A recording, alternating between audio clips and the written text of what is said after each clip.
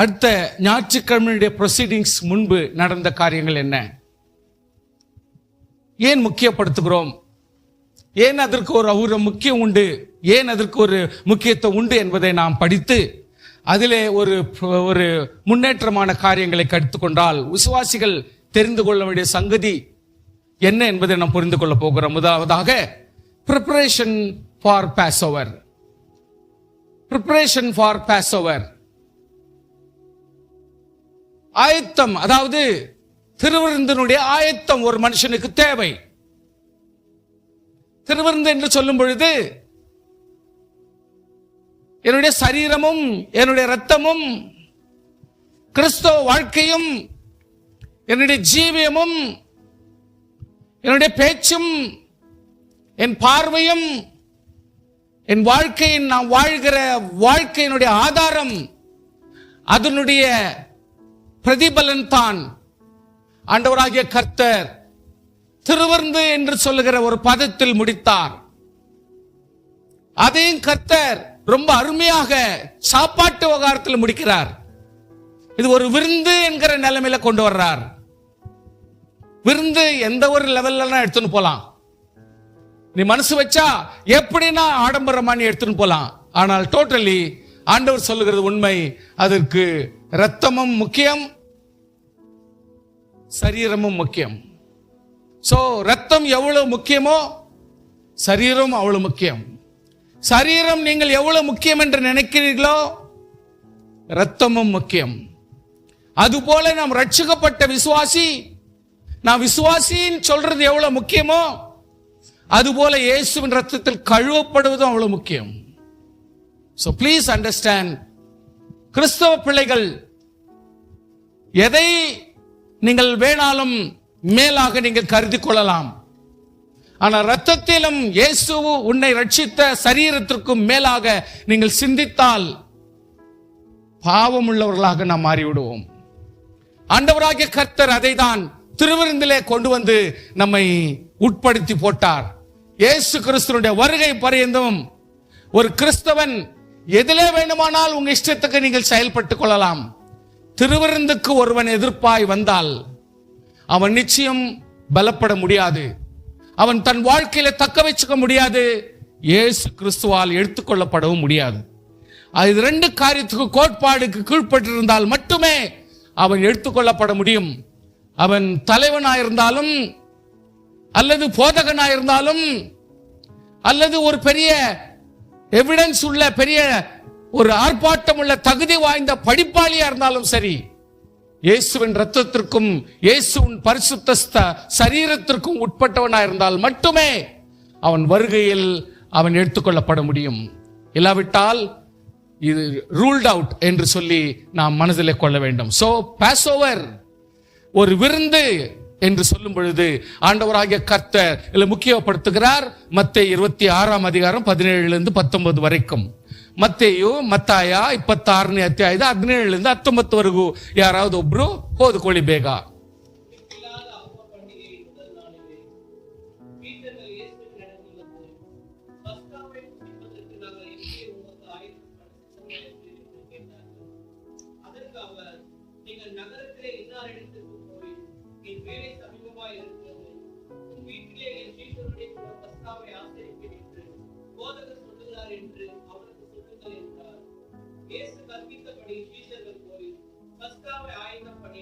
Okay, இப்ப படிச்சுட்டாங்க. இப்ப அதனுடைய விளக்கத்தை நான் சொல்றேன், நீங்க கொஞ்சம் நல்லா கவனிச்சுக்கலாம். புளிப்பில்லா அப்பம். விசுவாசியே, மனுஷனுடைய வாழ்க்கையிலே ஒரு மனுஷன் அப்பத்தினால் மாத்திரமல்ல தேவனுடைய வாயிலிருந்து புறப்படுகிற ஒவ்வொரு வார்த்தையினாலும் பிழைப்பான். வசனத்தை நீங்க சொல்லிட்டீங்க நல்லா. ஆனா ரொம்ப கவனிங்க, இந்த ஒவ்வொரு சம்பவத்திலும் ஒவ்வொரு வார்த்தையிலும் அர்த்தங்கள் மிக உண்டு. என்னவென்று சொன்னால் புளிப்பில்லா அப்பம். What is that புளிப்பு? விசுவாசியே, கெட்டு போன விசுவாசியாய் நாம் இருக்கக்கூடாது. கெடப்பட்ட விசுவாசியாய் கர்த்தரை தொழுது கொள்வது பிரயோஜனமற்றது. ஒரு அப்பம் சாப்பிடும் பொழுது புளிப்பில்லாம இருக்கணும். ஒரு ஃபங்க்ஷன் நடத்தினா அதுல புளிப்பு இருக்கக்கூடாது, ஃப்ரெஷ்ஷா இருக்கணும். மனது ஃப்ரெஷ்ஷா இருக்கணும், விசுவாசம் ஃப்ரெஷ்ஷா இருக்கணும், விசுவாசிகள் ஃப்ரெஷ்ஷா இருக்கணும். 30, 40, 60 வருஷம் ஆனா கூட அதை பத்தி கவலை இல்லை. இப்பொழுது புளிப்பில்லாத அப்பத்தை நாம் ஆசரிக்க வேண்டும். அதை கொஞ்சம் மனசுல வச்சுங்க. திரும்ப புளிச்சு போனதே பேசுறது, புளிச்சு போனதே பாக்குறது, புளிச்சு போனதே ஞாபகப்படுத்துறது, புளிச்சு போனதே விவகாரம் பேசுறது, மறுபடியும் புண்ணா நடத்துறது, இதெல்லாம் சரிப்பட்டு வராது. No, sorry. இது ஆண்டவர் சொல்லுகிறார், புளிப்பில்லா அப்பம் வேணும். பேசுறது, அதே சொன்னதே சொல்றது, இதெல்லாம் ஒருபோதும் நடக்காது. கர்த்தர் தெளிவா சொல்லுகிறார், புளிப்பில்லாத அப்பம் பண்டிகை நாம் அனுசரிக்க வேண்டுமானால் அதுக்கு ஒரு முறை இருக்குது. என்னது?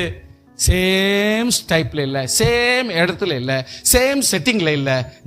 நான் என்ன சொல்றேன், சீஷர்கள் இயேசுவிடத்தில் வந்து பஸ்காவை புசிப்பதற்கு நாங்கள் எங்கே உமக்கு ஆயத்தம் பண்ண சித்தமா இருக்கு கேட்டதற்கு அவர், நீங்கள் நகரத்திற்கு இன்னாரிடத்திற்கு போய்,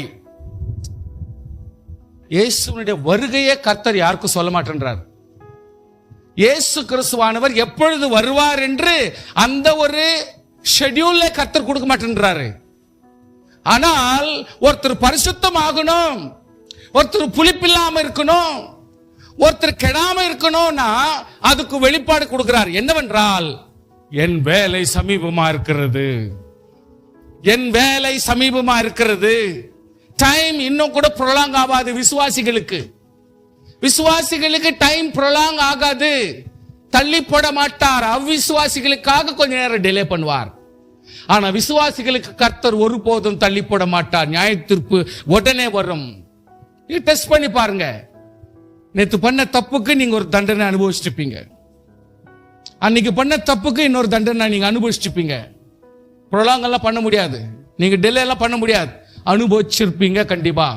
அதே மாதிரி நானும் அனுபவிக்கிறேன். விசுவாசிகள் அவ்வளவு ஈஸியா அட்வான்டேஜ் எடுக்க முடியாது. விசுவாசிகள் நினைச்சபடி செஞ்சுக்கின்னு பாவம் பண்ணிக்கின்னு பேசுகினா ஆண்டவர் விடவே மாட்டார். நம்மளை இப்படி உலுக்கி எடுத்துனே இருப்பார். சீர்படுற மட்டும் ஆண்டவர் விடவே மாட்டார். நீங்க டெஸ்ட் பண்ணுங்க. Every time when you go along with something, ஏதோ ஒரு நீங்க மிஸ்டேக் பண்ணா அதனுடைய தண்டனை நீங்க அனுபவிச்சு தான் இருப்பீங்க. அதை வெளியே சொல்ல மாட்டீங்க, அவ்வளவுதான். அந்த குடும்பம் வெளியே சொல்லாது. அப்படிதான் நம்ம நடந்துக்கிறோம். ஆனால் ஆண்டவர் தண்டியாமல் விடார். ஆனால் ஆண்டவர் சொல்றாரு விசுவாசிகளுக்கு மறுபடியும், ஐயா வேலை வந்தது, இந்த டைம் has come. இன்றைக்கு செய்ய வேண்டிய வேலை இன்னைக்கு முடிச்சிடணும், டைம் ஆயிடுச்சு. நாளைக்கு செய்ய வேண்டியது நாளைக்கு முடிச்சிடணும், டிலே பண்ண முடியாது. சோ கர்த்தருடைய விசுவாசி எப்பொழுதுமே ஞாபகத்தில் வச்சுக்கொள்ளுங்க, இன்றைக்கு என்னுடைய கடமை இருக்குதுன்னா என் வேலை வந்தது, நான் முடிச்சிடணும். நான் கருத்தா இருக்கணும், கடமையா இருக்கணும். உன் வீட்டில் என் சீஷரோட கூட பஸ்கா ஆசரிப்பேன் என்று போதகர் சொல்லுகிறார். இந்த டைம் உன்னை கெஞ்சறதுக்காக கர்த்தர் கூப்பிடல. It is not begging. ஆண்டவர் உங்ககிட்ட அதாவது கெஞ்சறதுக்காக கர்த்தர் வரல. ஆண்டவர் யாரையோ ஒருத்தனை குறிப்பிட்டு சொல்லுகிறார், நாங்கள் வேலை வந்தபடினாலே எங்களுக்கு ஆசரிக்க வேண்டிய ஒரு சூழ்நிலை ஒரு இடத்துல இருக்குதுன்னா அந்த இடத்துல நாங்க கண்டிப்பா வரோம், அந்த இடத்துல நாங்க ஆசரிப்போம் அப்படின்னு சொல்லு, அவன் ஒத்துக்கொள்வான். ஹல்லேலூயா. ஒரு அவ்விசுவாசியோ அல்லது ரட்சிக்கப்படாதவனுடைய காரியத்திலே கர்த்தர் எவ்வளவு தெளிவா பேசுகிறார். ஒரு விசுவாசியுடைய வாழ்க்கையிலே வேலை வந்தது என்று சொன்னால் அது எவ்வளவு முக்கியம் என்பதை நீங்கள் மறந்து கொள்ளுங்கள். அப்படி சீஷர்கள் போய் ஏற்பாடு பண்ணி அதாவது ஒரு பஸ்காவை ஆயத்தம் பண்ணுகிறார்கள். Number 2, Passover meal. Passover meal. Passover. What is that Passover? என்னுடைய வாழ்க்கையிலே ஒரு பிரச்சனை இருந்தா அதுக்கு முடிவு கட்டணும். அப்படியே டிராக் பண்ணக்கூடாது. ஒரு போராட்டத்துக்கு தான் முடிவு கட்டணும், ஒரு சண்டைக்கு தான் முடிவு கட்டு, ஒரு மனஸ்தாபத்துக்கு தான் நீ முடி கட்டினோம். எப்போ? கம்யூனியனுக்கு முன்னாடி. விரோதத்துக்கு தான் கம்யூனியனுக்கு முன்னாடி முடிவு கட்டு. A Passover meal, it has to pass away. எல்லா பிரச்சனைகளையும் முடிவு கட்டணும், எல்லா போராட்டத்துக்கு முடிவு கட்டணும், உன்னுடைய பழக்க வழக்கத்துக்கு முடிவு கட்டணும், உன்னுடைய எல்லா சிந்தனைக்கும் உன்னுடைய சொந்த காரியத்துக்கு முடிவு கட்டணும். That's all. இதுக்கு வேற ஒரு அர்த்தம் கிடையாது, இதுக்கு வேற ஒரு வியாக்கியானம் கிடையாது. There cannot be any other explanation for this. Passover meal, இது முடிகிறது. கர்த்தருடைய பிள்ளைகள் இதை சிந்திக்கணும், இதை கொஞ்சம் யோசிக்கணும். Passover meal is always we need to take more strain. அதற்கு முக்கியத்துவம் கொடுக்க வேண்டும். ஏதோ உபவாசிக்கிறோம், பாசத்தோடு வர்றோம், ஜெபத்தோடு வர்றோம், எல்லாத்தையும் செய்யறோம், நியாயம்தான். ஆனால் முடிவு கட்டாத ஒரு ஜெபம் பிரயோஜனமற்ற ஜெபம், ஒரு முடிவுக்கு வராத ஒரு ஜெபம் யூஸ்லெஸ் ஜெபம், ஒரு தீர்மானத்துக்கு வராத உபவாசம் பிரயோஜனமே இல்லாத உபவாசம். அர்த்தத்தை புரிந்து கொள்ளுங்கள். நீங்கள் எந்த உபவாசத்தில் வந்தாலும், எந்த ஜெபத்திற்கு வந்தாலும் ஒரு முடிவோடு தான் நீங்க வர வேண்டும். கர்த்தாவே, இந்த பாவத்திற்கு முடிவு கட்டுகிறேன், இனி இப்படிப்பட்ட பாவனை செய்ய மாட்டேன் என்று சொல்லி முடிவு கட்டுங்கள். அதுதான் ஜெபம். இப்படிப்பட்ட பழக்க வழக்கங்களுக்கு நான் முடிவு கட்டுகிறேன், இதை செய்ய மாட்டேன், என்னை மன்னி, இந்த உபவாசத்தில் என்னை சீர்படுத்தும் என்று சொன்னால் அதுதான் உபவாசத்தினுடைய ஒரு நல்ல பங்கு அன்று கிடைக்க முடியும். கர்த்தர் என்ன சொல்கிறார்? Passover meal. ஏதாவது ஒரு தீர்மானத்தில் வரணும், ஏதாவது முடிவுக்கு வரணும், ஏதாவது ஒரு தீர்மானத்தில் வந்து முடிக்கணும். என்னவோ பாஸ்ஓவர், ஏதோ ஒரு திருவிருந்து, ஏதோ ஒன்று நடக்குது, ஏதோ கொடுக்கறாங்க, ஏதோ சாப்பிடுறோம், ஏதோ போறோம். இந்த பிரகாரம் யாருக்கும் பிரயோஜனம் ஆகாது. ಲೂಕಾ 22 ಅಧಿಕಾರಂ 14 முதல் 18, ಲೂಕನು 22ನೇ ಅಧ್ಯಾಯದ 14ರಿಂದ 18 ವರೆಗೂ.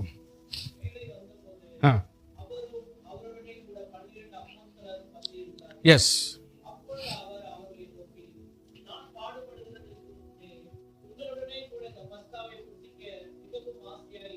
ஆமென். வாசிங்க.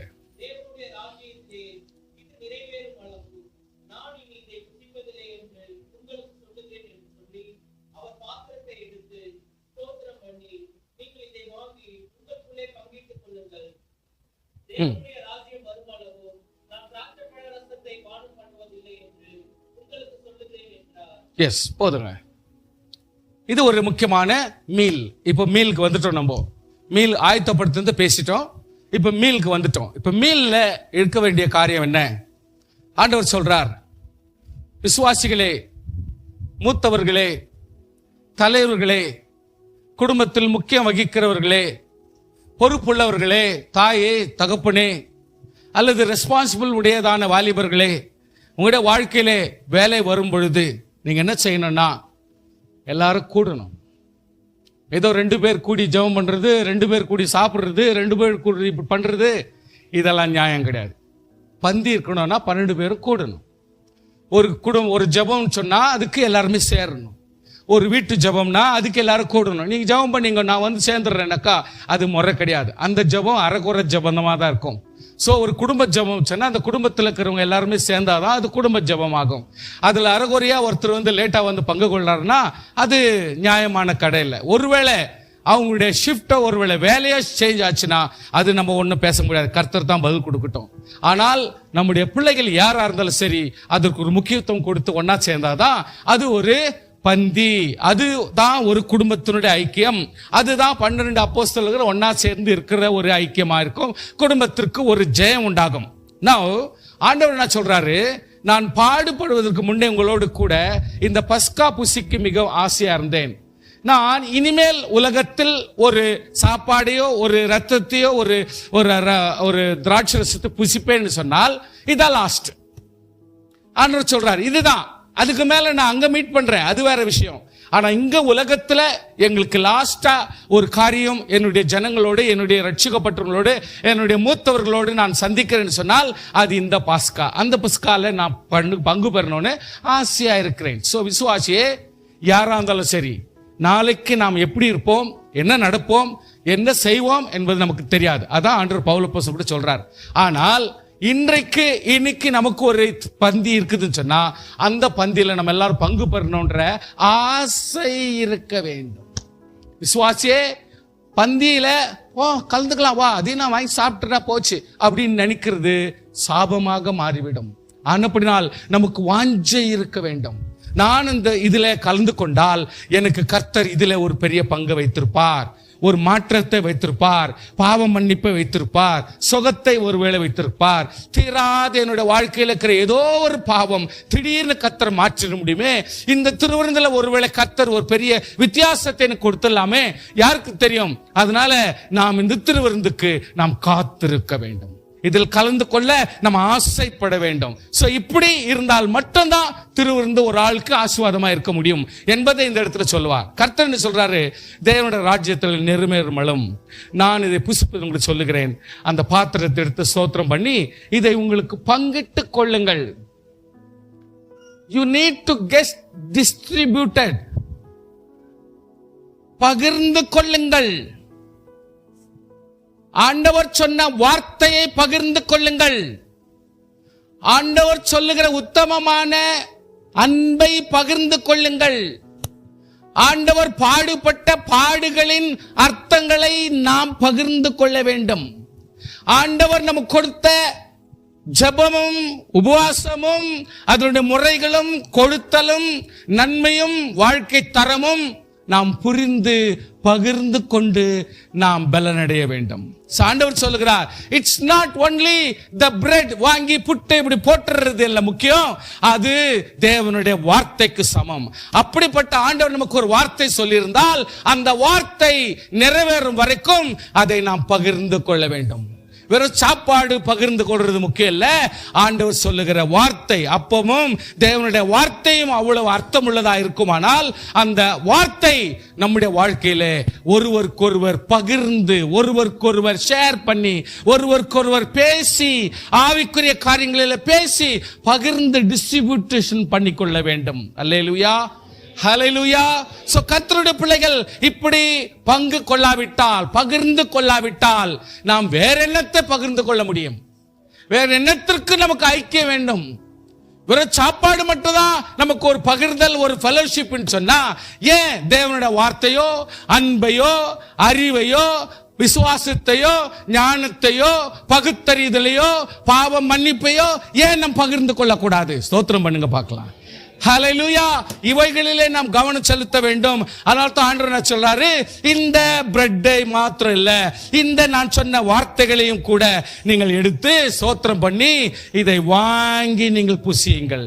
சோ வாங்கி புசியுங்கள் என்று சொல்லும் பொழுது வெறும் சாப்பாட்டுக்கு ஒத்ததான வார்த்தை அல்ல, இது நம்முடைய வாழ்க்கையிலே எப்படிப்பட்ட தேவனுடைய வார்த்தையை நாம் பகிர வேண்டும், எப்படிப்பட்ட வார்த்தை ஃபெலோஷிப்பா இருக்க வேண்டும், எப்படிப்பட்ட வார்த்தை ஷேரிங்கா இருக்க வேண்டும் என்பதை புரிந்து கொண்டு அதை பங்கிட்டுக் கொள்ளுங்கள். தேவனுடைய ராஜ்யம் வருமலும் நான் திராட்சரசத்தையும் பானம் பண்ணுவதில்லை என்று சொல்லுகிறேன் என்று சொல்லி ஆண்டவர் தெளிவாக திருவிருந்தினுடைய ரகசியத்தை குறித்து தெளிவாக சொல்லுகிறார். It is not only the blood, it is not only the bread, also the blood.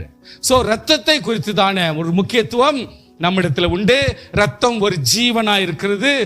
அந்த ஜீவனில், அந்த ரத்தத்திலே எல்லா வித ஆசீர்வாதங்கள், நம்முடைய ரத்தத்திலே எல்லா விதமான கோட்பாடுகள், சரீரத்தை பலப்படுத்தக்கூடிய எல்லா வித கெமிக்கல்ஸும் எல்லா வித போஷாக்கு அது உள்ள இருக்கிறபடினாலே அந்த ரத்தத்தை உடையவர்களாக என்னுடைய குடும்பத்தில் இருக்கிற இரத்த பிறப்பானவர்கள் அல்லது ஒரே திராட்சரசத்திலே பங்கு கொள்ளுகிற விசுவாசிகளான ஒவ்வொருவரும் ஒரே ரத்தமும் ஒரே அப்பமும் என்று சொல்லுகிற கோட்பாடோடு பலப்படும் பொழுது நாம் நம்முடைய விசுவாசிகளை நல்ல கவனிங்க, நல்ல நம்முடைய குடும்பத்தை, ஒரே ரத்தத்தில் வாழ்கிற அந்த குடும்பத்தை விட்டு கொடுக்க வேண்டாம், விசுவாசிகளை விட்டு கொடுக்க வேண்டாம், நம்முடைய ரத்தத்தின் பிறப்பானவர்களை விட்டு கொடுக்க வேண்டாம், மானம் போர்த்துக்கு இடம் கொடுக்க வேண்டாம், மரியாதை எடுத்து தூற்ற வேண்டாம், குடும்பத்தின் சூழ்நிலைகளையும்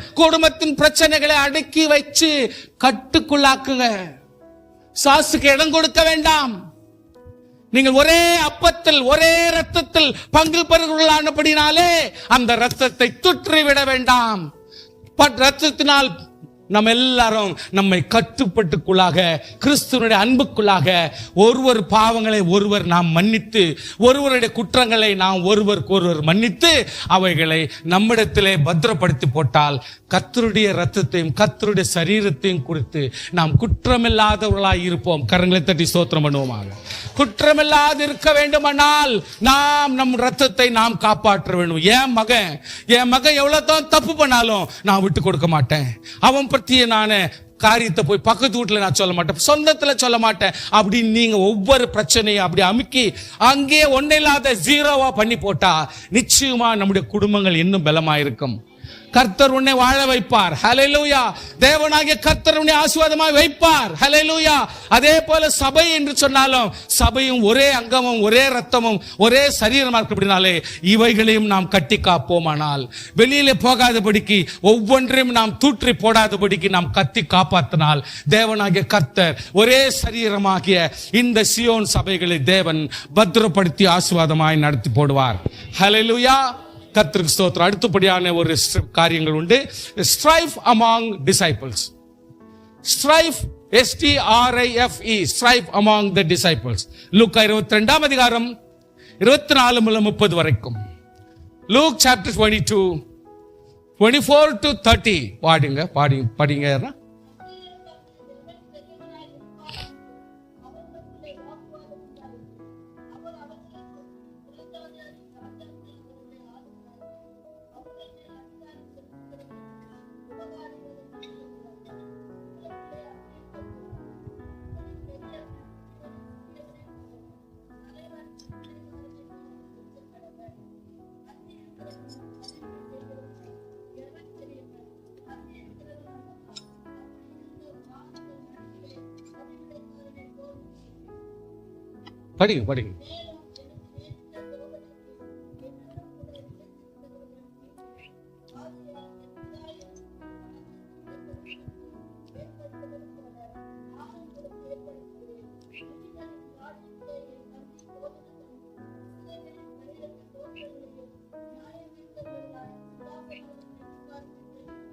ஆமென்.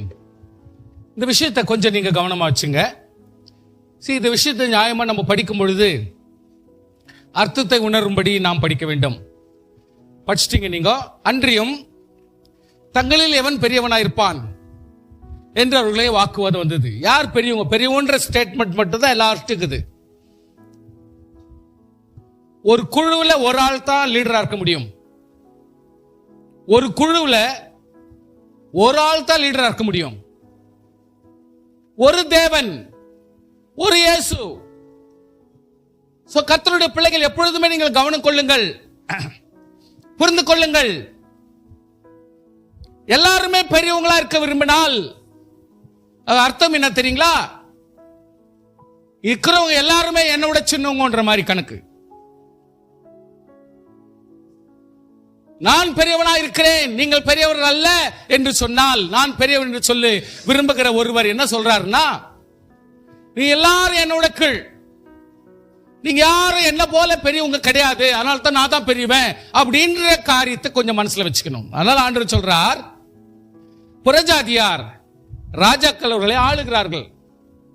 புறஜாதி ஜனங்க ராஜாக்களை வச்சு ஆள்றாங்க. அவர்கள் மேல அதிகாரம் செலுத்துவர்களுக்கு உபகாரி என்கிறார்கள். உங்களுக்குள்ளே அப்படி இருக்கக்கூடாது.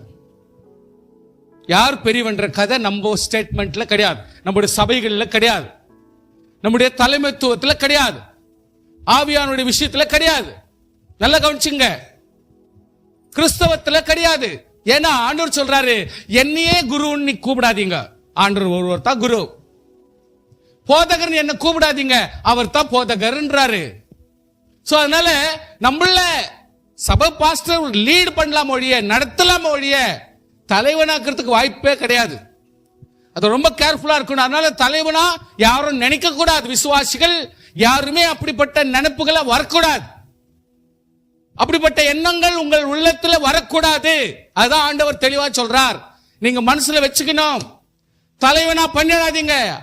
உங்களுக்கு ஊழியம் செய்யற ஆளை பெரியவனா பண்ணாதீங்க, பெரியவனா நீ நினைக்காதீங்க, மனசுல கூட வைக்காதீங்கன்றாரு. நீங்க மனசுல எண்ணி அவனை கெடுத்து போடாதீங்க.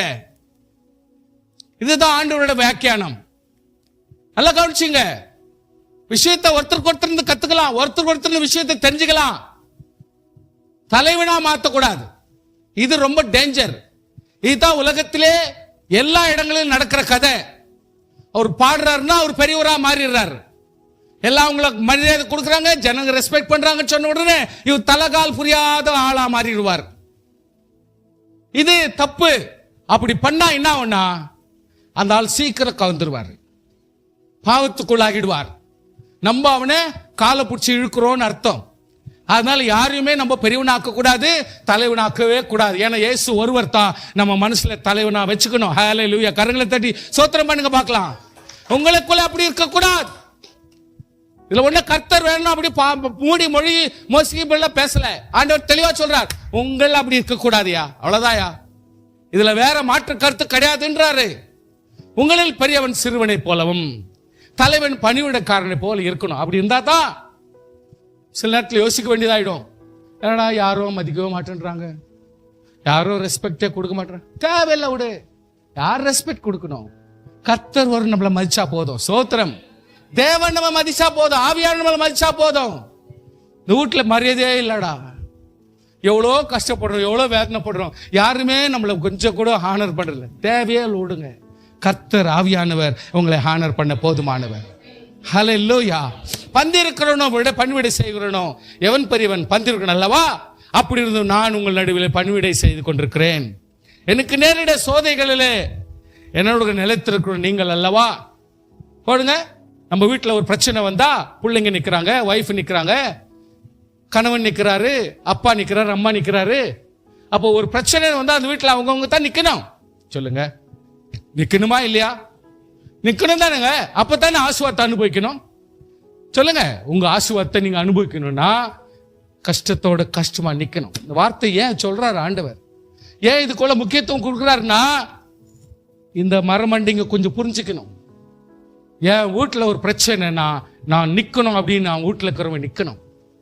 எல்லாத்துக்கும் அம்மாவை சாட்டி விடுறது, அப்பாவை சாட்டி விடுறதுன்னா இது எப்பவுமே உதவாது. கர்த்தர் அங்கங்க போட வேண்டிய இடத்துல போட்டுருவார். ஆண்டவர் ஒதுக்க வேண்டிய இடத்துல வச்சே ஒதிப்பார். தப்பே இல்லாம செய்வார் ஆண்டவர். அதுக்கெல்லாம் யோசிக்கவே மாட்டார். சீர்படுத்துதல் கர்த்தருடைய பெரிய ப்ரிப்பரேஷன்ல ஒண்ணு. ஆண்டவர் தயங்கவே மாட்டார். ஹல்லேலூயா. இங்க ஆண்டவர் வசனம் சொல்லுது, மேலும் எனக்கு நேரிட்ட சோதனைகளில். ஆண்டவர் சொல்றார், அவ்வளவு பெருசா எந்த சீசனும் போய் இயேசு கிறிஸ்துக்காக தோல் நிக்கல. அப்படி இருந்தாலும் ஆண்டவர் சொல்றாரு, என்னோட கூட நிலைத்திருந்தவர்கள் நீங்களே அப்படின்றாரு. சோ விசுவாசியே, நம்முடைய குடும்பத்திலே நமக்கு வர்ற சூழ்நிலையில நம்ம நிக்கணும். ஸ்தோத்திரம் சொல்லுங்க. இப்ப சொல்லுங்க, உங்க குடும்பம், இப்ப உங்க குடும்பம் எடுத்துங்க, நீங்க கை வைத்துங்க. உங்க குடும்பத்துக்கு நீங்க நிக்கணும். நிப்பீங்களா? நிப்பீங்களா? தேங்க்யூ. அவ்வளவுதான் வேணும். இது பாருங்க, எங்க அப்பா எங்க அம்மா இவங்க குறை அவங்க குறை, ஆண்டவர் எங்கெங்க தட்ட வேணும் அங்க தட்டுவார். எங்க சீர்படுத்துற அங்கங்க சீர்படுத்துவார். நீங்க நினைச்சுக்காதீங்க ஆண்டவங்க எல்லாம் வாய் மூடி நிப்பாருன்னு. ஓடவே மாட்டார். ஆவியானவர் அங்கங்க பேங்க் பண்ணி சரிப்படுத்தி கொண்டே நடத்தி கொண்டு போவார். அதனால தான் இன்னைக்கு நம்முடைய வாழ்க்கையில அநேக பாடுகளும் அநேக வேதனைகளும் பிரச்சனைகளை சால்வ் பண்ணி இன்னைக்கு புலம்பி கொண்டிருக்கிற அநேக இங்க உண்டு. கர்த்தருடைய விசுவாசியே, நான் சொல்லுகிறேன், ஆண்டவராகிய கர்த்தருக்கு முன்பாக குடும்பத்தில் இருக்கிற நபர்களே, நீங்கள் யாரா இருந்தாலும் வீட்டில் எந்த ஒரு பிரச்சனை வந்தாலும் அதை காதுல கேளுங்க. அட்லீஸ்ட் கேட்டுட்டு அந்த பிரச்சனைக்கு கூட நில்லுங்க. நிக்கலனா நீ அந்த குடும்பத்தினர் சொல்றதுக்கு தகுதி கிடையாது. நீ இருக்கணும், நீ இருக்கணும், அன்பு செலுத்தணும், பிரச்சனை மத்தியில் நிக்கணும். அது போராட்டமோ வேதனையோ அடியோ பிரச்சனையோ பட்டினியோ நீ நிக்கணும் குடும்பத்துல. அப்பதான் ஆண்டவர் உன் குடும்பத்துக்கு ஆசீர்வாதத்தை உன்னுடைய வீட்டில் இருக்கிற பெரியோர்கள் மூலமா கர்த்தர் கொடுப்பார். கொடுக்கும் பொழுது அந்த ஆசீர்வாதம் உனக்கு வரும். ஸ்தோத்திரம் பண்ணுங்க பார்க்கலாம். அவர் பக்கத்து வீட்டுல வேற ஒருத்தர் கொடுத்து உனக்கு கொடுக்க வைக்க மாட்டார். ஆண்டவர் ஆசீர்வதிக்கும் பொழுது உன் குடும்பத்தை உனக்கே தருவார், உனக்கே நன்மை கொடுப்பார். அப்பொழுது நீ குடும்பத்தோடு நீ தோள் கொடுத்து நிற்க வேண்டும். ஆகையால் என் பிதா எனக்கு ஒரு ராஜ்யத்தை ஏற்படுத்தது போல நான் உங்களுக்கு ஏற்படுத்துகிறேன். நீங்கள் என் ராஜ்யத்திலே என் பந்தியில் போஜனம் பண்ணி இஸ்ரவேலின் 12 கோத்திரங்களையும் நியாயத்திற்குள்ளாய் சிங்காசனத்தில் உட்காருவீர்கள். So God is making us to be a judges. ஆண்டவர் நியாயாதிபதிகளாய் வைக்கிறதுக்கு ஆண்டவர் ஆசைப்பட்டு நிற்கிறார். இந்த ஆசையில மண்ணை போடாதீங்க. ஹல்லேலூயா. கர்த்தர் அவங்க நடிச்சுக்கிறாங்க, நாங்க தான் இந்த 12 கோத்திரம் தான் அதுக்கு வந்ததான 144 சீட் புக்கிங் ஆயிட்டுக்குது அப்படின்னு அவங்க நினைச்சுக்கிறாங்க. ஆண்டவராகிய கர்த்தர் சொல்லுகிறார், இந்த சிறியரில் தேவராஜ்யத்தை புரிந்து கொண்ட உங்களுடைய வாழ்க்கையை நீங்கள் பக்குவப்படுத்தி பெரியவன் என்று சொல்லாத தாழ்ந்து தன்னை கர்த்தருக்கு முன்பாக வெறுமையாக்குகிற யாரா இருந்தாலும் சரி, உங்களை நியாயாதிபதிகளாக தேவனுடைய ராஜ்யத்தில் நியாயாதிபதிகள் வைப்பார் என்பதை மறந்து போக வேண்டாம். கரங்களை தட்டி தேவனை ஸ்தோத்திரம் பண்ணும். Now next goes to very few தான் கொஞ்சத்தை நான் முடிக்கிறேன். நான் வாஷிங் த டிசைபிள்ஸ் ஃபீட். கர்த்தர் இது ஒரு வினோதமாய் ஒரு லீடர் செய்யாத விஷயம். நீங்க எங்கேயுமே பார்க்கலாம். எந்த ஒரு எபிக்ஸ்லயோ எத்திக்ஸ்லயோ எந்த ராமாயணத்திலயோ எந்த ஒரு அதாவது பழங்கால ரைட்டிங்ஸ்லயோ பார்க்காத ஒரு பெரிய சத்தியம் தான் இந்த இடத்துல நீங்க படிக்கிறீங்க. ஏன்னா அதெல்லாம் படிச்சுட்டு தான் வந்திருக்கிறோம், அதனால சொல்றேன் உங்களுக்கு. அதெல்லாத்தையும் படிச்சுட்டு நாங்களும் எங்கள் லைப்ரரியில் வச்சுருக்கிற புத்தகங்க, அதனால தான் பேசுறோம். நம்ம பஸ்கா பண்டிகை, அதாவது ஜான் 13 யோவான் 13ஆம் அதிகாரம் சில வாக்கியங்களை வாசிங்க. ஜான் 13ஆம் அதிகாரம் 1 முதல் சிலது. Yes. Jesus knew that the time had come for him Yes. to leave this world and go to the Father. Having loved his own who were in the world, he now showed them the full extent of his love. The evening meal was being served, and the devil had already prompted Judas, son of Simon, Yes. to betray Jesus. Jesus knew that his Father had put all things under his power, and that he had come from God and was returning to God. So he got up from the meal, took off his outer clothing, and wrapped a towel around his waist. After that, he poured water into a basin and began to wash his disciples' feet, drying them with a towel that was wrapped around him. He came to Simon Peter, who said to him, "Lord, are you going to wash my feet?" Jesus replied, "You do not realize now what I am doing, but later you will understand." "No," said Peter, "you shall never wash my feet." Jesus answered, "Unless I wash you, you have no part with me." Then Lord, Simon Peter replied, "Not just my feet, but my hands and my head as well." Jesus answered, "A person who has had a bath needs only to wash his feet. His whole body is clean, and you are clean, though not every one of you." For he knew who was going to betray him, and that was why he said, "Not everyone was clean." Very good. நல்லா கவனிங்க, படிச்சிட்டாங்க உங்க சார்பில். நல்லா கவனிங்க. விசேஷமா இந்த இடத்துல ஒரு முக்கியமான காரியம் நம்ம படிக்கிறோம். உலகத்திலே ஃபர்ஸ்ட் ஒரு மனுஷன் பெற்றுக்கொள்ளக்கூடிய ஆசீர்வாதம் தேவனிடத்திலிருந்து எதை பெற்றுக்கொள்ள வேண்டும் என்று இந்த இடத்துல தான் வெளிப்படுத்துறார். இந்த வார்த்தைகள்லாம் ரொம்ப ரொம்ப முக்கியமானது. அதனால தான் இந்த முறை நம்ம ஒரு பிரிச்சு பகுப்படுத்தி ஒரு வித்தியாசப்படுத்தி உங்களுக்கு சொல்லி கொடுக்கிறோம். என்னன்னு சொன்னா, பஸ்கா பண்டிகை மணி இயேசு உலகத்தை விட்டு பிதாவுக்கு எடுத்துக்க போக போறாருன்னு சொல்லிட்டு வேலை வந்ததுன்னு சொல்லிட்டு செஞ்சார். அப்போ சீமோனின் குமாரனாகிய யூதாஸ் காரியத்து அவரை காட்டி கொடுக்கும்படி பிசாசானவன் அவன் இருதயத்தை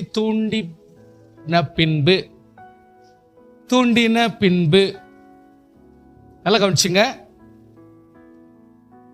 சுவாசி, நான் உங்களோட பேசியிருக்கிறேன். பிசாசு தூண்டினே இருப்பான். சார், மேடம் வாலிபாக்குறீங்கன்னு சொல்லிட்டு உங்களுக்கு ஒன்றும் எஃபெக்ட் நினச்சிக்காதீங்க. தூண்டினே இருப்பான். எவ்ரி டைம் ஏதோ ஒரு வகையில் ஒன்று தூண்டி நிற்பான்.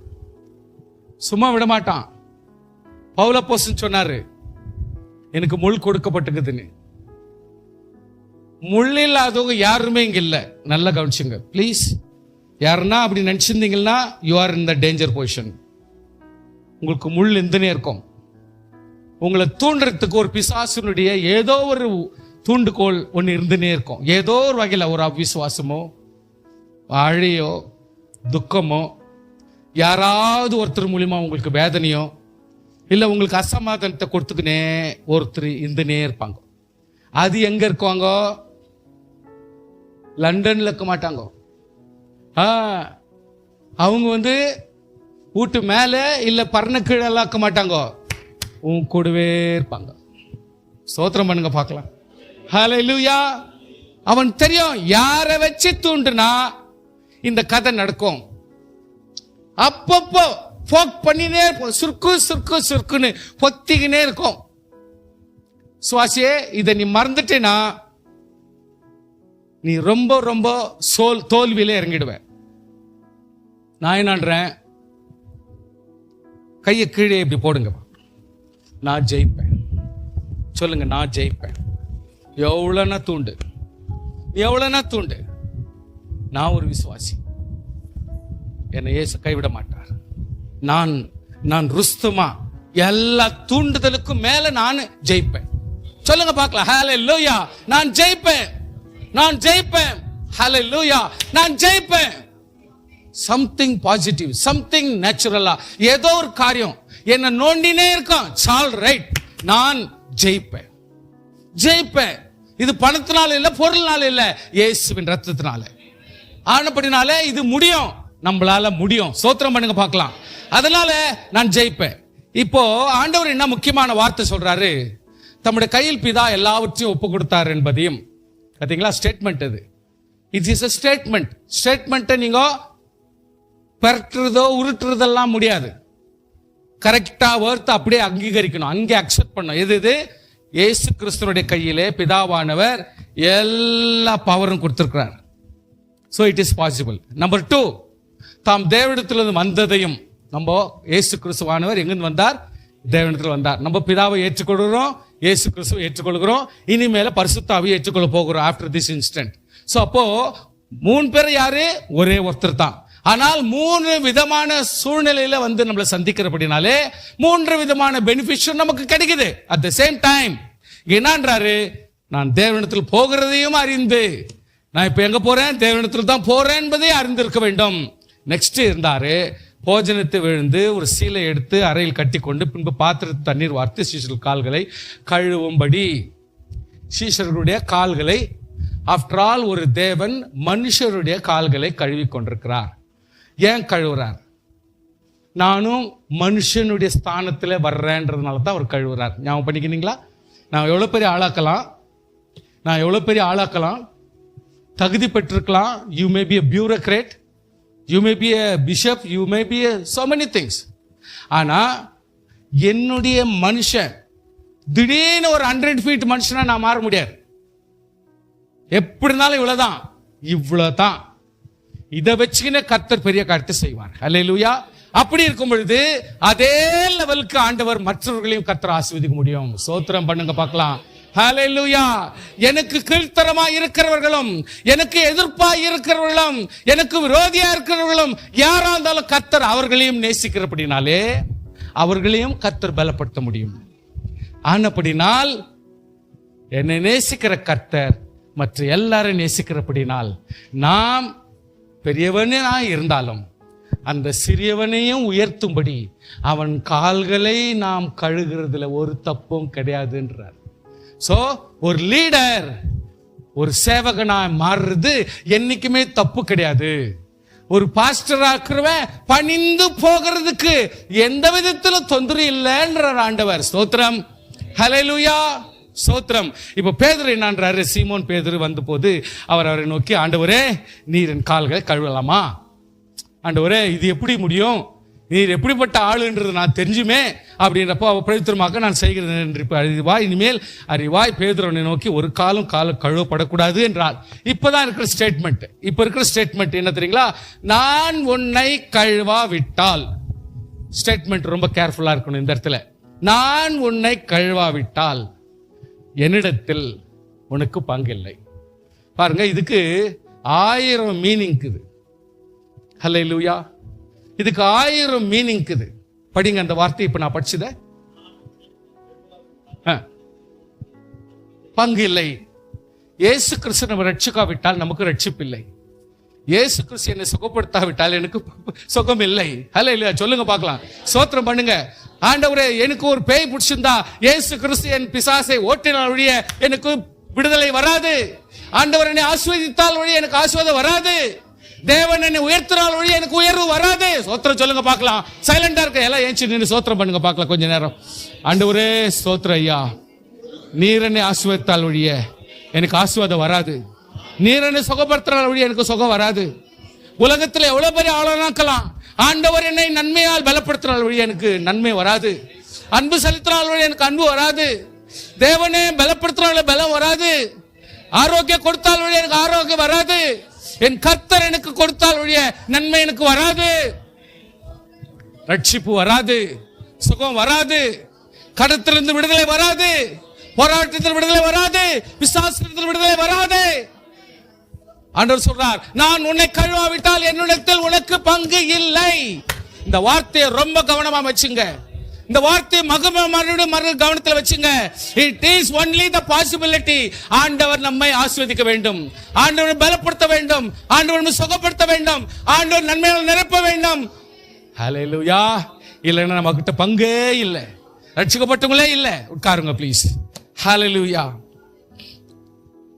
அதுக்கு ஆண்டவர் சொல்றாரு, சீமோன் சொல்றாரு, ஆண்டவரே காலில் மாத்திரம் இல்லை கையும் கழுவு எல்லாம் மறுபடியும் குளிக்க வைக்கிற ட்ரைன் பண்றான், குளிக்க வச்சுற ஆண்டவரேன்றான்.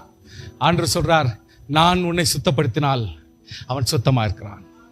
இதான் லாஸ்ட்ல அந்த ஸ்டேட்மெண்ட் எப்படி வருதுன்னா, அதாவது 9ஆம் வசனத்துல லாஸ்ட்ல வருது, இயேசு அவனை நோக்கி, முழுகினவன் தாள்களை மாத்திரம் கழுவ வேண்டியதா இருக்கும், மற்றபடி அவன் முழு சுத்தமா இருக்கிறான்.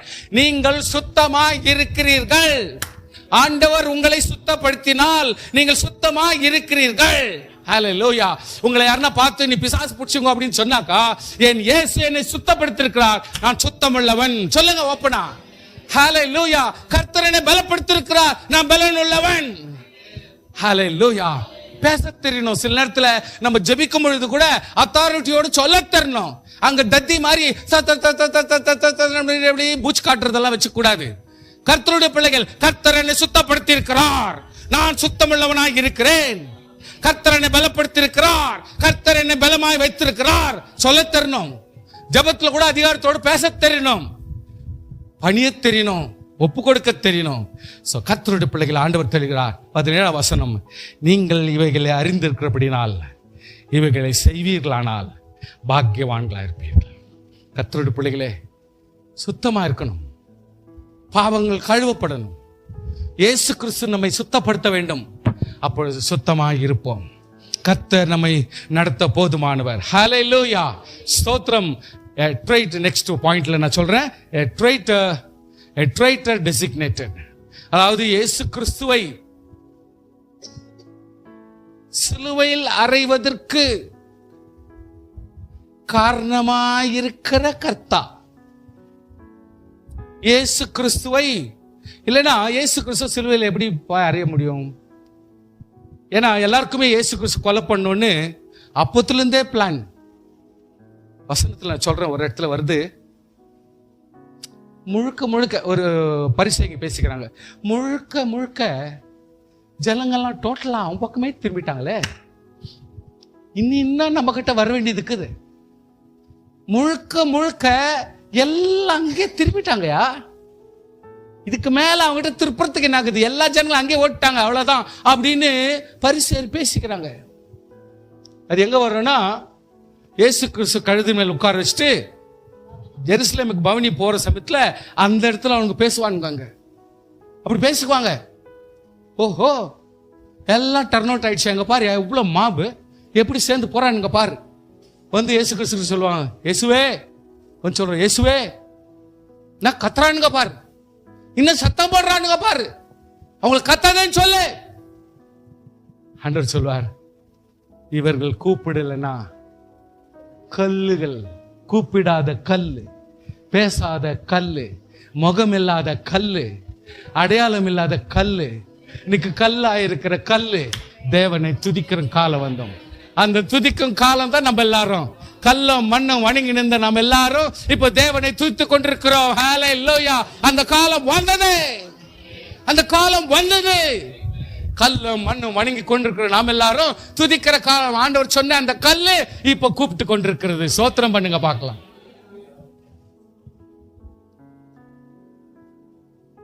யோவான் 13ஆம் அதிகாரம் 21 முதல் 30 வரை.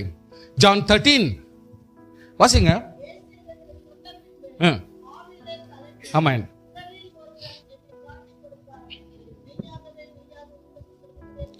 ஆ ம் ம் ம்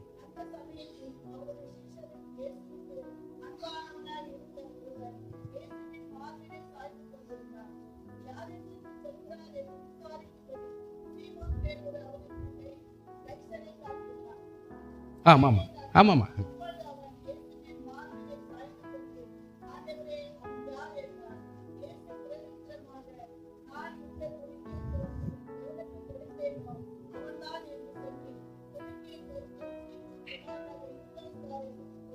தேங்க்யூ.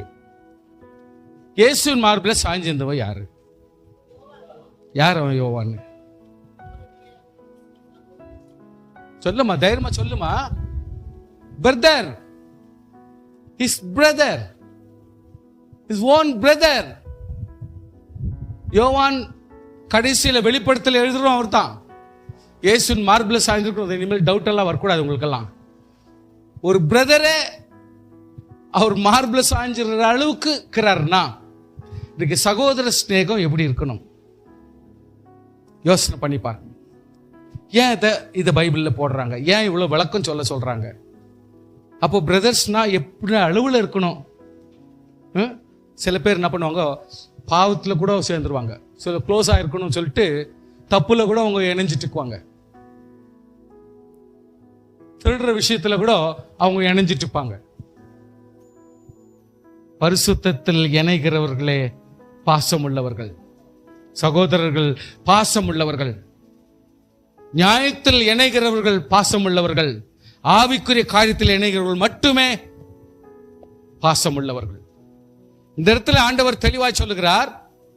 அதாவது இயேசு கிறிஸ்து எப்படி ஜனங்களின் பாவத்தை மன்னிக்க முடியும், எப்படி சுமக்க முடியும், எப்படி ஏற்றுக்கொள்ள முடியும்? What is the project, what is the profile, அதனுடைய ப்ரோக்ராம் எப்படி எப்படி இயேசு பாவத்தை மன்னிப்பார், எப்படி ஜனங்களுக்கு ஒரு விமோசனத்தை கொடுப்பார், நித்திய ஜீவன் அப்படின்னா என்ன தெரியுங்களா? தேவனை அறிவதும் இயேசு கிறிஸ்துவை அறிவதும் நித்திய ஜீவன். இந்த பாடத்தை ஒன்று படிச்சுங்க எல்லாரும். அப்ப சொல்லி கொடுக்குறேன், பைபிள் இருக்கிறதா நான் சொல்றேன். இயேசு கிறிஸ்துவை பிதாவை அறிவதும் இயேசு கிறிஸ்துவை அறிவதும் நித்திய ஜீவன். அப்போ தேவன் என்ன சொல்லியிருக்கிறார், தேவனுடைய பாசம் என்ன, தேவனுடைய நடத்தை என்ன, தேவனுடைய செயல்பாடு என்ன, இதை அறிந்து கொண்டு அதை புரிந்து கொண்டு ஃபாலோ பண்றதும், அதையே கர்த்தர் எப்படி இயேசு கிறிஸ்துவாய் வந்து ரிஃப்ளெக்ட் பண்ணி நமக்கு சொல்லி கொடுக்கிறாரோ, இந்த கருத்து கொள்வது ரெண்டு கருத்து மட்டும்தான் ஆட்டோமேட்டிக்கா நித்திய ஜீவனுக்கு ஈடாக போக முடியும். சோ வசனத்துல நம்ம படிக்கலாம், உங்களுக்கு ஞாபகம் வர்றப்ப நான் சொல்றேன். சோ the starting point, கேடு வராம, துணிவு வராம,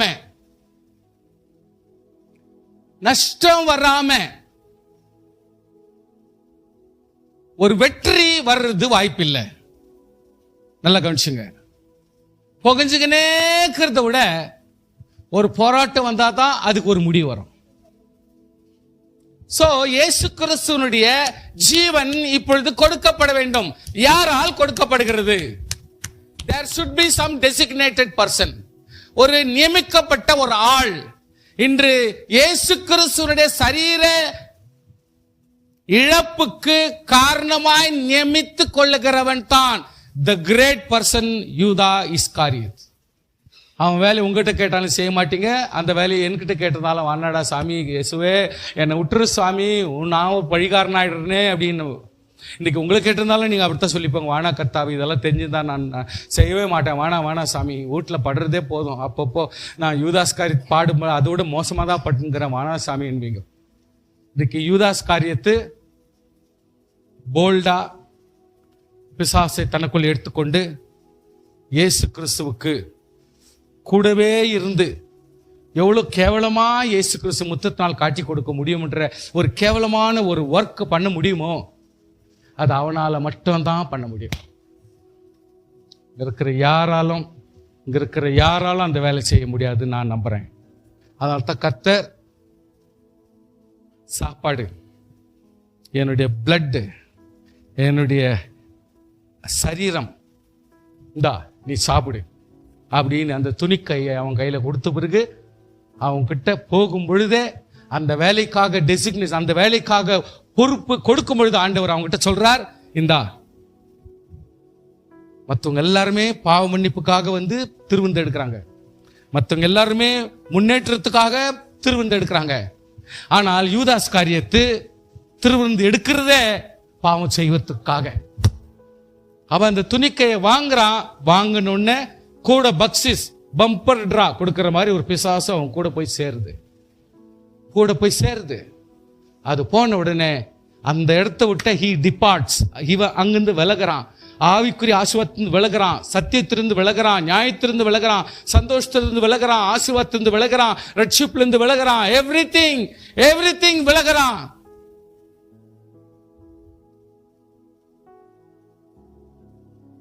இன்னொரு அர்த்தத்தை அந்த இடத்துல புரியணும்.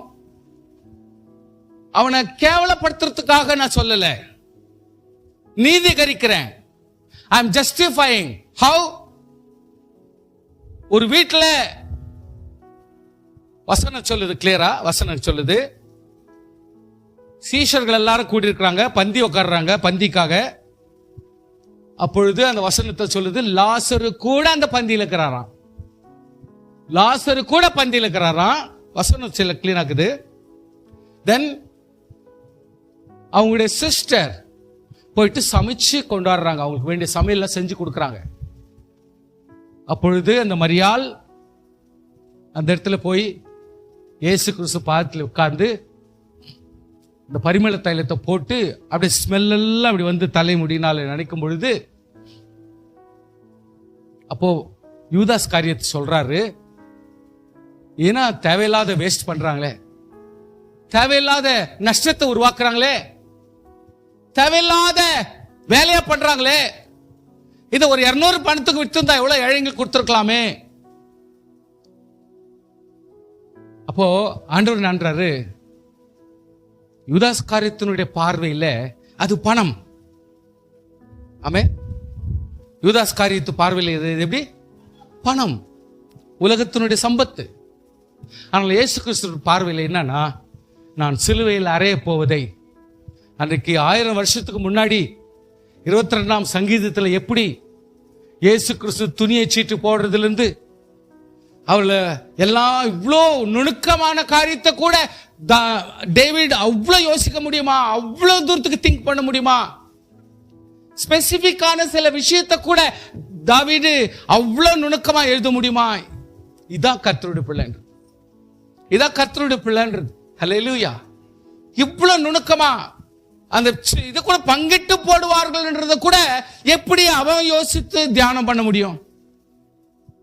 சோ இப்படி ஒரு கர்த்தருடைய பிள்ளை ஆண்டவரோட இணைஞ்சிருந்தா எவ்வளவு தூரத்துக்கு அவருடைய மைண்டும் தாவீதுடைய மைண்டும் ஒரே மைண்டா மாறி போகுது பாருங்க. அந்த மாதிரி யூதாஸ் காரியத்து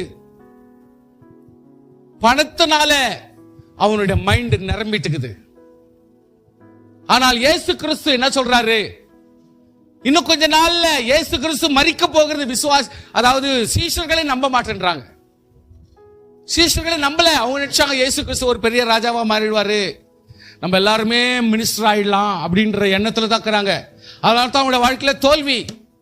இன்னைக்கு நம்மளாம் தான் நினைச்சுக்கிறது, இயேசு கிறிஸ்து ராஜாவாயிட்டா நம்ம என்ன கோல்டு பிளேட்டட் ரோட்ல நடக்கலாம், வீட்டில் நடக்கலாம் அப்படின்னு. இன்னைக்கு நம்ம எல்லாம் அதை நினைச்சுக்கிறதுனால தான் நமக்கு சோர்வு வருது.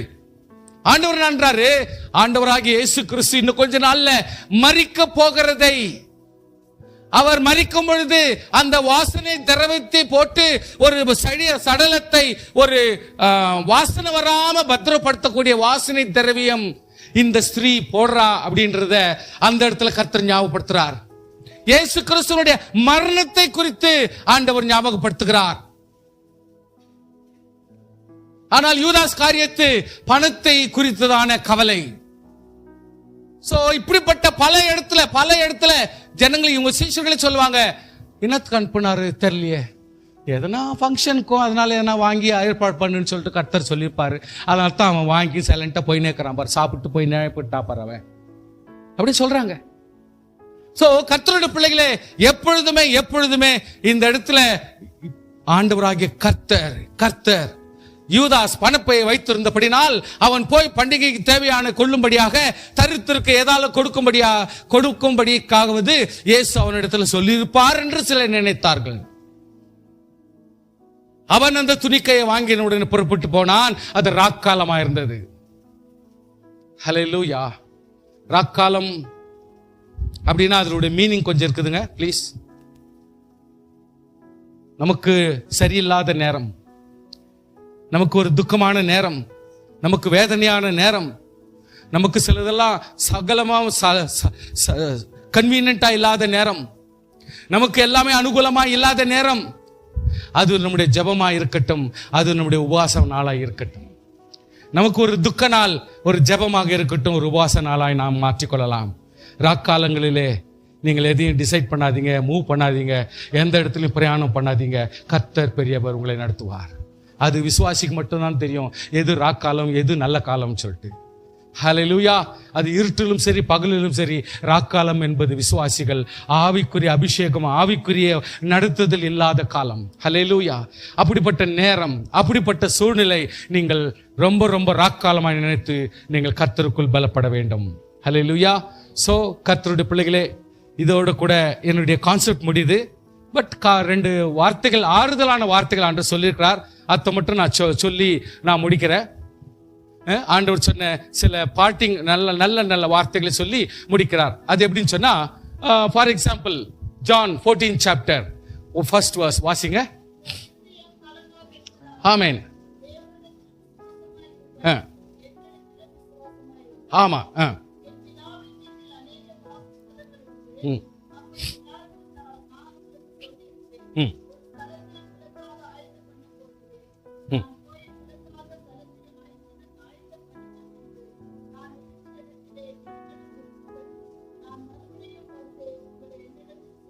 போதுங்க.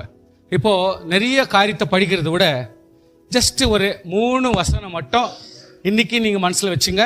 இதோட நான் முடிக்கிறேன். நீங்க நல்லா புரிஞ்சுங்க. இந்த 3 வசனம் நீங்க கரெக்டா படிக்கணும், படிச்சு வச்சுக்கணும், மறுபடியும் ஞாபகம். அது கூட எக்ஸ்பிளனேஷன் நான் கொடுக்குறேன். இப்போ நம்பர் 1, உங்கள் இருதயம் கலங்காதிருக்கணும். உங்கள் இருதயம் கலங்கக்கூடாதுன்னா, மறுபடியும் உங்களுக்கு சொல்றேன் பாருங்க, உங்கள் இருதயம் கலங்கக்கூடாதுன்னா பிதாவிடத்துல நம்புங்க, இயேசு கிறிஸ்துவோட நம்புங்க. ஸ்தோத்திரம். நம்ம ஃபர்ஸ்ட் பாயிண்ட், உங்கள் இருதயம் கலங்கக்கூடாது. நீ ஏன் பேஜாராக்குற, ஏன் துக்கமாக்குற, ஏன் சோகமாக்குற, ஏன் ஒரு மாறிக்கிற, ஏன் முடியல, ஏன் கஷ்டமா இருக்கிற, ஏன் ஒரு மாறிக்கிற? நீங்க செய்ய வேண்டியதெல்லாம் 2 பாயிண்ட். 1, பிதாவை நம்புங்கள். 2வது, இயேசு கிறிஸ்து நம்புங்கள். ஆமென். இந்த ஒரு கதை மனசுல வச்சுக்கணும். இந்த காரியத்தை நீங்க மறக்க கூடாது. விசுவாசிங்கனாக்கா இதை மறக்க கூடாது. நம்பர் 2, என் பிதாவின் வீட்டில். நீங்க அவ்வளவு சலீசா நீங்க எடுத்துக்கிறீங்க. இப்ப நான் சொல்றேன் பாருங்க, என் பிதா வீடுனா நீங்க இருக்கிற வீட்டையே கர்த்தர் பிதா வீடா மாத்த முடியும். நீங்க இருக்கிற ஸ்தலத்தையே கர்த்தர் பிதா வீடா மாத்த முடியும். நீங்கள் இருக்கிற வாசஸ்தலத்தையே கர்த்தர் அபிஷேகத்தின் இடமாகவும் அற்புதத்தின் இடமாக கர்த்தர் மாத்த முடியும். ஆனா ஆண்டவர் இங்க என்ன சொல்றாரு, என் பிதாவின் வீட்டில் அநேகனா இன்யூமரபிள், பியாண்ட் கவுண்டிங். நல்லா கவுன்சிங்க, பியாண்ட் கவுண்டிங். சப்போஸ் உலகத்துல எவ்வளவு பேர் எல்லாரும் ரட்சிக்கப்பட்டாங்கன்னு வச்சுங்களேன். உலகத்துல யாரும் ரட்சிக்கப்பட்டாலும் ஆண்டவராகிய கர்த்தர் தேவன் அவ்வளவு பேருக்கு வாசஸ்தலம் கொடுக்கிற அளவுக்கு அவர் தான் பிதா. அப்படி செய்கிறவர் தான் பிதா. சோ இதை you need to exaggerate. இதை நீங்கள் மிகைப்படுத்த வேண்டும். அதான் ஆண்டவர் நீங்க சொல்றாரு, என் பிதாவின் வீட்டில் அநேக வாசஸ்தலம் உண்டு. உண்டுன்ற வார்த்தைக்கு வேற எந்த மீனிங் கிடையாது sir. there is no other contrary meaning or compensating meaning. there is only one meaning, it is available. வாசஸ்தலங்கள் உண்டு. அப்படி இல்லாதிருந்தால், நல்ல கவனிச்சுக்க, நவ் அப்படி இல்லாதிருந்தால் இல்லைன்னு நான் உங்களுக்கு சொல்லியிருப்பேன். அப்படி இல்லாதிருந்தால் ஒருவேளை இல்லாம இருக்கும்னு நான் சொல்லியிருப்பேன். ஆனா என்ன விஷயம்னா, என் பிதாவின் வீட்டில் அநேக வாசஸ்தலங்கள் உண்டு. ஸ்தோத்திரம். ஹalleluya. நான் இப்போ இந்த கதை விட்டுருங்க. இது அத்தென்டிகேட்டடா ஆண்டவர் நீங்க தெரிஞ்சுக்க வேண்டியதை சொல்லிட்டார். நான் 3வது வசனம், அதுக்கு முன்னாடி 2வது வசனத்துல 2வது பாகம் என்ன சொல்றேன்னா, ஒரு ஸ்தலத்தை உங்களுக்கு ஆயத்தம் பண்ண போகிறேன். ஆமென், ஸ்தோத்திரம். என்னங்க இப்போ உங்ககிட்ட சொல்றார், ஒரு ஸ்தலத்தை உங்களுக்காக ஆயத்தம் பண்ண. அவங்களுக்கெல்லாம் இல்லை, எல்லாருக்கும் சேர்த்த மாதிரி இல்லை, தனிப்பட்ட ரீதியில கர்த்தர் சொல்றார், உங்களுக்காக ஒரு ஸ்தலத்தை நான் ஆயத்தப்படுத்த போகிறேன். Finished. It's a program. It's a program. It's an assignment. நான் செய்ய போறேன். உங்களுக்காக ஆயத்தம் பண்ண போகிறேன். நான் போய், ஸ்தோத்திரம், நான் போய் உங்களுக்காக ஸ்தலத்தை ஆயத்தம் பண்ணின பின்பு, அப்புறம் கதை அது அப்புறம் கதை. ஆனா நான் போய் உங்களுக்காக ஒரு ஸ்தலத்தை ஆயத்தம் பண்ணின பின்பு, இவ பாருங்க, செகண்ட் கமிங் சமாச்சாரம் வருது. இப்போ செகண்ட் கமிங் சமாச்சாரம் வருது. நான் இருக்கிற இடத்தில் நீங்களும் இருக்கும்படி. ஸ்தோத்திரம். எப்படி அவர் போறாராம்? அவர் ஆயத்தப்படுத்த போறாராம். உங்களுக்காக ஸ்தலத்தை ஆயத்தப்படுத்தின பின்பு அவர், நான் இருக்கிற இடத்துல நீங்களும் இருக்கும்படி. சிஸ்டம் அதான். ஆண்டவர் ஒரு கர்த்தருடைய பிள்ளைக்கு நியமிக்கிற காரியம் அதான். எந்த விசுவாசி ஆனாலும் அவர் இருக்கிற இடத்துல நாமும் இருக்கணும்னு கர்த்தர் விரும்புகிறார். அதுக்காக கொண்டு போறதுக்கு விரும்புகிறார்.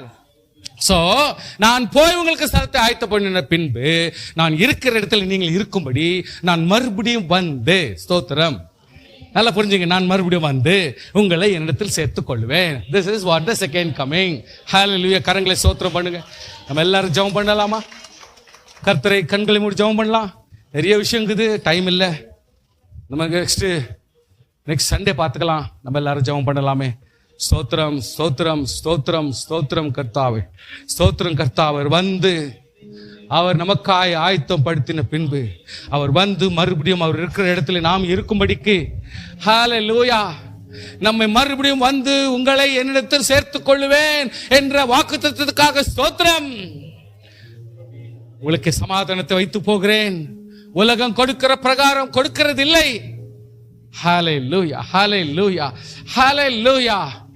ஸ்தோத்திரம். நான் திராட்சை செடி, நீங்கள் கொடிகள், மிகுந்த கனிகளை கொடுங்க. ஹalleluya.